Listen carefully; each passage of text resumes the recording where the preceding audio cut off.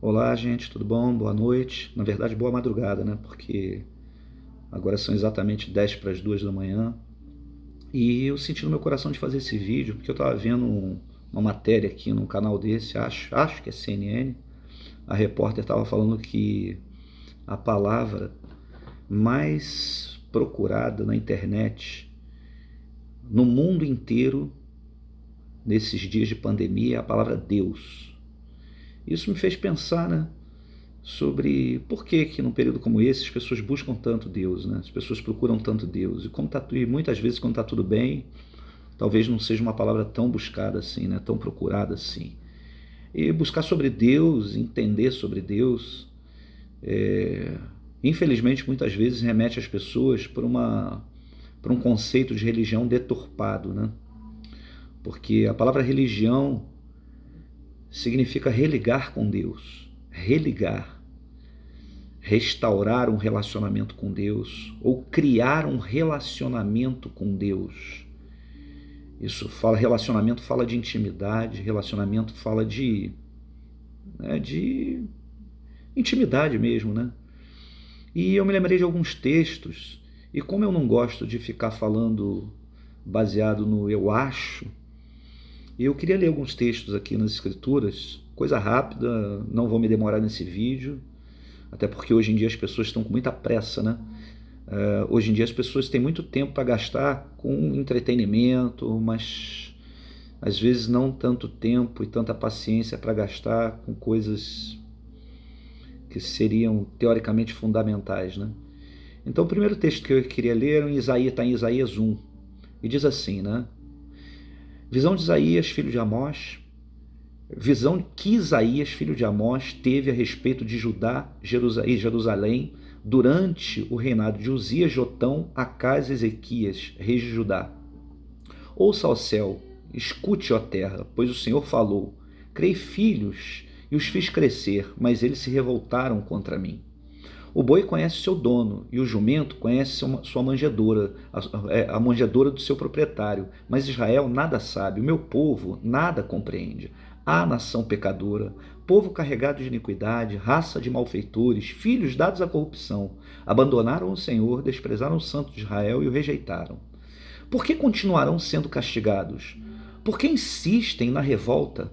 A cabeça toda está ferida, o coração está todo sofrendo.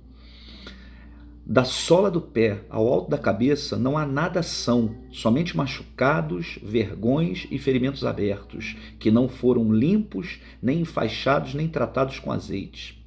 A terra de vocês está devastada, suas cidades foram destruídas a fogo, e os seus campos estão sendo tomados por estrangeiros, diante de vocês e devastados como ruína que os estrangeiros costumam causar. Só restou a cidade de Sião, como tendo numa vinha, como abrigo numa plantação de melões, como uma cidade sitiada. Se o Senhor dos Exércitos não tivera poupado alguns remanescentes, já estaríamos como Sodoma e semelhantes a Gomorra.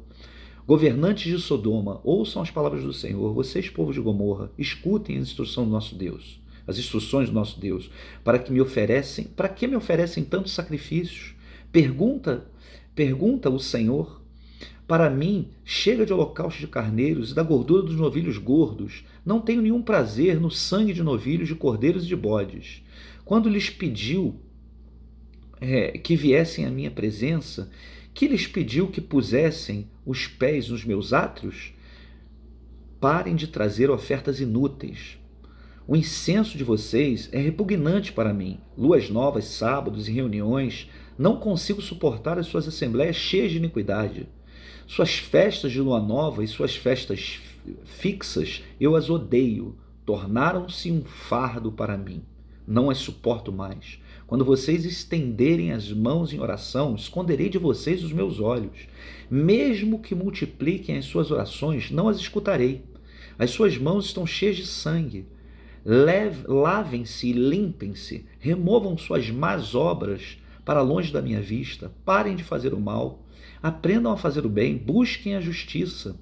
Acabem com a opressão. lutem pelos direitos dos órfãos, defendam a causa das viúvas. Venham, vamos refletir juntos, diz o Senhor. Embora os seus pecados sejam vermelhos como escarlate, eles se tornarão brancos como a neve. Embora sejam rubros como a púrpura, como lã se tornarão. Só até aqui. É impressionante o que a religião faz. O povo de Israel, no Antigo Testamento, é sombra do que é a igreja no Novo Testamento. Né? E é impressionante o que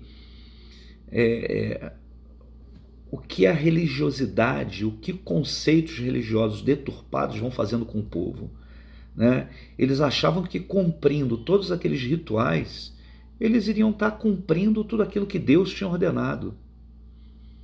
Ou seja, cumprindo de maneira religiosa, deturpada, eles iriam estar fazendo a vontade de Deus. E Deus então diz para eles que não é nada disso. Né? Deus fala para eles, literalmente, que a melhor forma de agradar a Deus seria lutando pelos direitos dos órfãos e defendendo a causa das viúvas e dos estrangeiros. Né? Mas a religião daquele povo, aquele povo que era rebelde, aquele povo que não queria, na verdade, queria viver a sua vida, cada um a sua vida, semelhante ao que a gente vê hoje, aquele povo que não tinha nenhuma atenção na necessidade do outro, aquele povo precisou ouvir essa repreensão do Senhor. E é interessante porque o conceito, essa religião deturpada que vai se criando e que vai se ensinando para o povo de uma maneira geral, né? A gente vê também a degradação dela em Éfeso. Quando você vai para Efésios capítulo 1, olha que coisa interessante, a realidade dos Efésios quando Paulo escreve para eles. E começa assim, né? Paulo, apóstolo de Jesus Cristo, pela vontade de Deus, aos santos que estão em Éfeso e fiéis em Cristo Jesus. A vós, graça e paz da parte de Deus, nosso Pai e Senhor Jesus Cristo. Bendito Deus Pai de nosso Senhor Jesus Cristo, qual nos abençoou com todas as bênçãos espirituais nos lugares celestiais em Cristo, como também nos elegeu nele antes da fundação do mundo, para que fôssemos santos e irrepreensíveis diante dele em amor. Agora eu vou pular aqui, né, para o versículo 15. Depois de falar sobre todas essas coisas, né, que pela graça de Deus nós recebemos, ele fala sim para os Efésios. Olha que coisa interessante. Por isso, ouvindo eu também a fé que entre vós há no Senhor Jesus, e em vosso amor para com todos os santos, não cesso de dar graças a Deus por vós, lembrando-me de vós nas minhas orações. Olha que coisa interessante. Então, Paulo, ele ouviu o testemunho a respeito da fé que havia entre os Efésios e do amor que eles tinham com todos os santos. Olha que coisa interessante. O testemunho da vida e da realidade que os Efésios viviam era um testemunho de uma fé fervorosa e de um amor para com todos os santos. Agora, olha que tristeza, é a realidade dos mesmos Efésios quando João, em Apocalipse 2, escreve aquelas 7 cartas às 7 igrejas da Ásia, sendo a primeira carta à igreja de Éfeso, e olha qual era a realidade dos Efésios naquele período. Apocalipse 2, versículo 1. Escreve ao anjo da igreja de Éfeso: isto diz aquele que tem na sua destra as 7 estrelas e que anda no meio dos 7 castiçais de ouro. Conheço as tuas obras e o teu trabalho e a tua paciência, e que não podes sofrer os maus, e puseste à prova os que se dizem ser apóstolos não são, e tu os achaste mentirosos. E sofreste e tens paciência, e trabalhaste pelo meu nome e não te cansaste. Tenho, porém, contra ti, o Senhor fala para os Efésios, que deixaste o teu primeiro amor. Lembra-te, pois, de onde caíste, e arrepende-te, e pratica as primeiras obras. Quando não, brevemente a ti virei, e tirarei do seu lugar o teu castiçal, se não te arrependeres. Olha que coisa interessante. Os mesmos Efésios para os quais Paulo escreveu, dizendo que o testemunho deles chegou até o conhecimento de Paulo e que eles tinham uma fé fervorosa e um amor por todos os santos, esses mesmos Efésios, mais na frente, quando João escreve a primeira carta às 7 igrejas da Ásia, a carta a Éfeso, o relato do Senhor, através de João para Éfeso, é que vocês deixaram o primeiro amor. E o Senhor faz uma repreensão a Éfeso. Lembra-te, pois, de onde caíste, arrepende-te, pratica as primeiras obras. Quando não, brevemente virei e tirarei o teu castiçal se não te arrependeres. Agora, olha que interessante, não adianta obra sem amor. Obra sem amor é religião deturpada. Precisa haver a essência do amor. E aí a gente lembra, vamos para aquele texto de 1 Coríntios 13, só na primeira parte, onde fala literalmente da importância desse amor.